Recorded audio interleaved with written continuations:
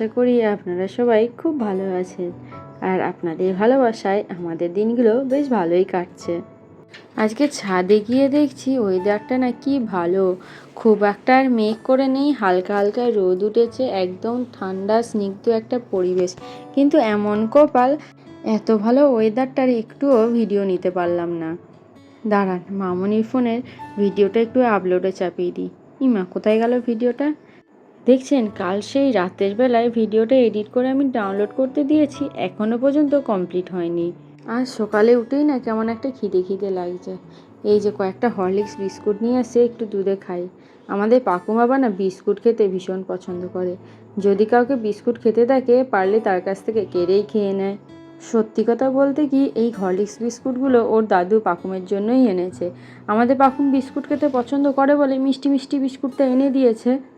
কিন্তু ডাক্তার তো এমনি মেরি বিস্কুটই দিতে ওকে বারণ করেছে, তাহলে তো এখানে হরলিক্স বিস্কুটে তো অনেক বেশি মিষ্টি থাকে। তাও মাঝে মধ্যে যখন খুব বায়না করে, থাকতে না পারে একটু আধটু দিয়েই ফেলি। এখনই দেখুন না, আমাকে খেতে দেখেও কেমন কেড়ে নিচ্ছে নিজে খাওয়ার জন্য।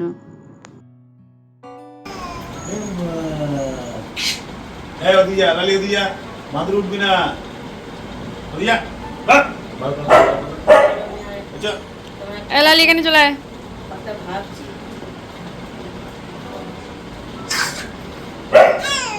বাকিদের সবার খাওয়া হয়ে গেছে, আমি বাকি ছিলাম, তাই পাকুমকেও দাদুর কাছে রেখে এলাম খেতে। দেখি আগে হাতটা ভালো করে ধুয়ে নিই। আর জানেনই তো, আমার থালা না ধুয়ে খেলে যেন ঠিক ভালো লাগে না, কেমন যেন অস্বস্তি করে। আর এই দেখুন না, মাছের ডিমের বড়া ছিল, আর সাথে ছিল উচ্ছে আলু সিদ্ধ। পাকুমের বাবা আবার উচ্ছে ভাজা বা উচ্ছে আলু সিদ্ধ, নিম বেগুন এগুলোর কোনোটাই খেতে পছন্দ করে না। আমি আবার তার উল্টো, আমার আবার এই তেতো জিনিস খেতে ভীষণ পছন্দ হয়। দাঁড়ান, শাকটা একটু নিয়ে নিই। আজকে আবার 5 মিশালি টক করেছে। আমার আবার খুব যে টক ভালো লাগে তাও না, আর খারাপ লাগে তাও না। এত কিছু আছে, তাই টকটা আর নিলাম না, ওই টকের বড়া দুটো নিলাম। টকের বড়া খেতে আবার আমার খুব ভালো লাগে। আজকে তাহলে মেনুতে কী ছিল একবার বলে নিই, দাঁড়ান। ওই তো মাছের ঝোল ছিল, আর উচ্ছে আলু ভাজা, মাছের ডিমের বড়া, টক আর শাক। এই আমরা একটু রেস্ট করছিলাম আর গল্প করছিলাম, তারই মধ্যে দেখলাম যে কি মেঘটাই না করেছে। আর আমি জানলা খুলেছি দেখে অমনি আমার দুষ্টু বুড়ি চলে এসেছে বদমাইশি করতে। অন্য কিছু নয় জানেন তো, এই জানলার বাইরের দিকে না প্রচুর টিকটিকি পায়খানা করে রেখে দিয়েছে। ও বারবার জানলার বাইরে হাত বাড়িয়ে দেয়, আর ওইগুলোই হাত দেওয়ার চেষ্টা করে। সকালে স্নানের জামা কাপড়গুলো ভগবানের নামেই ছাদে মেলে গেছিলাম, এখন এসে দেখছি মোটামুটি শুকিয়েই গেছে। এখন যদি না নিয়ে যেতাম, তাহলে এই যে মেঘ করে এসেছে, ঝমঝমিয়ে বৃষ্টি আসলে আবার ভিজে যেত। আর এইখানে জানেন তো, প্রায় অনেক কটাই গোলাপের গাছ আছে। এই মুহূর্তে আমার মনে নেই, তাও নয় নয় করে 45টা থেকে 50 রকমের ভ্যারাইটিস গোলাপ আছে। টবের গাছটাতে আবার আমও এসেছে, আমি কদিন লক্ষ্য করিনি, আজকে এসে লক্ষ্য করলাম। আবার এই দেখুন, মালবেরি গাছ দুটোর পুরো ডাল কেটে দিয়েছে, তারই মধ্যে দুটো মালবেরি ধরেছে। আচ্ছা এই দেখুন, আর একটা জিনিস দেখায়, এই যে কারি পাতার ফলগুলো না পেকে গেলে না, যদি একবার খেয়ে দেখবেন ভীষণ মিষ্টি লাগে। তবে হ্যাঁ, বেশি খেয়েন না, জানি না এগুলো বেশি খেলে বোধহয় ঘুম পায় বা এরকম কিছু একটা শুনেছি মামনির কাছে। আগে তো আমি কিছু জানতাম না, কিন্তু আজকে খেয়ে দেখলাম, বিশ্বাস করুন দারুণ মিষ্টি।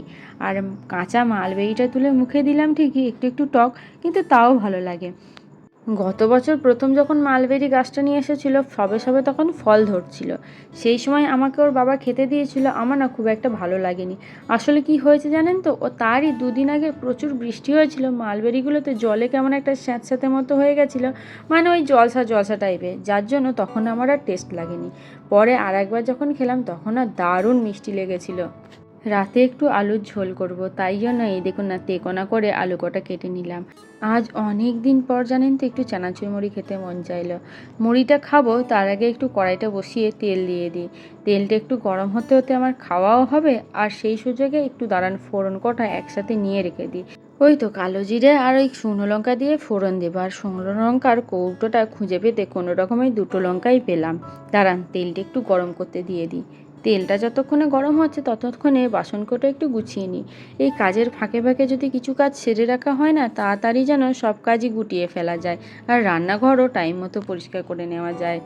সকালে কি হয়েছে জানেন তো, প্রতিদিনের মতো তাড়াতাড়ি ঘুম থেকে উঠে আমি ফোনটাকে চার্জে বসিয়ে স্নান করেছি, যেটুকু যা কাজ ছিল সেরেছি।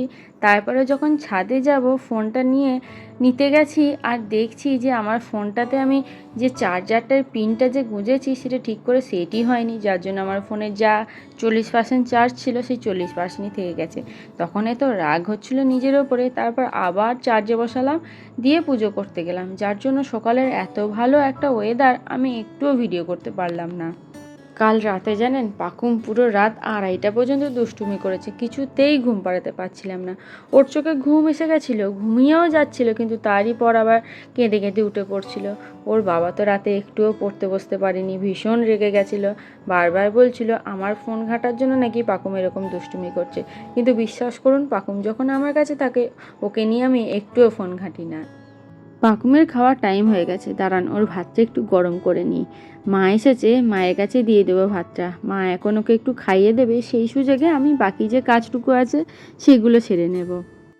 মাঝে মাঝে না ভীষণ অদ্ভুত লাগে, যদি কোনো মহিলার বাচ্চা না হয় বা যদি তার কোনো প্রবলেম না থেকে তার স্বামীর যদি প্রবলেম থাকে, তার জন্য কিন্তু কেউ সেই পুরুষ মানুষটাকে বলে না, সবাই ওই মহিলাটাকেই দোষ দেয় বা মহিলাকে কথা শোনায়।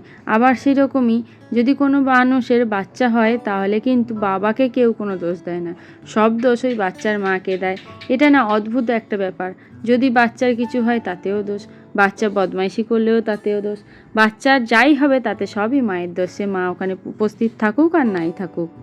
ব্যাপারটা হচ্ছে বাচ্চাও জন্ম আমি দেবো, আবার বাচ্চার জন্য কথাও আমি শুনবো, আর যদি বাচ্চা না হয় তাতেও আমারই দোষ। তবে হ্যাঁ, যদি বাচ্চা কোনো কারণে ভালো কোনো কাজ করে তখন কিন্তু কেউ বলবে না যে হ্যাঁ ওটা মায়ের জন্য শিখেছে বা মায়ের কাছ থেকে এই ভালো গুণটা পেয়েছে। যাকে সে কথা, আশা করি আমার মতো এইরকম পরিস্থিতিতে আপনারা সবাই কোনো না কোনো দিন পড়েছিলেন। এই দেখুন, কালকে মাংসটা কম পড়েছিল, আজকে আবার অনেকটা করে রেখেছে, সেখান থেকেই ভালো করে নিয়ে ওদের ভাতটা মাখিয়ে নিলাম। আর এদিকে মজার কাণ্ড দেখুন, ভাতটায় জল দিয়ে ফ্রিজে রেখেছিল, ওপরে পুরো একটা বরফের লেয়ার জমে গেছে। জানেন তো, আমার না ভাবতেও অবাক লাগে, এরা তো ঘড়ি দেখতে জানে না, কিন্তু অদ্ভুতভাবে ওদের খাওয়ার টাইম হলে কি সুন্দর ওরা রান্নাঘরের দরজার সামনে এসে বসে পড়ে। পাকুম হওয়ার আগে আমি কোকুকে প্রতিদিন রাত 9টাতে খেতে দিতাম, আর কোনো দিন যদি 9টা 1 বা 2 হয়ে যেত, ও না কীভাবে বুঝতে পারতো, সঙ্গে সঙ্গে আমার কাছে চলে আসতো, আমাকে বারবার ডাকতো।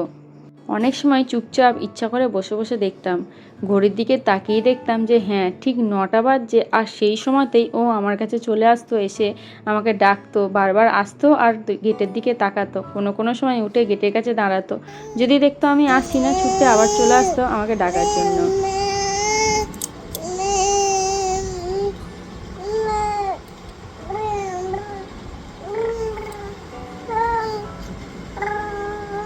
তাহলে বন্ধুরা, আজকেকার মতো ভিডিওটা এইটুকুই থাক, যদি ভালো লেগে থাকে তাহলে কিন্তু একটু কমেন্টে জানাবেন, সাথে একটা লাইকও করে দিন, আর আমাদের চ্যানেলে প্রথম এসে থাকলে আমাদের চ্যানেলটা সাবস্ক্রাইব করে আমাদের পাশে থাকার একান্ত অনুরোধ রইল।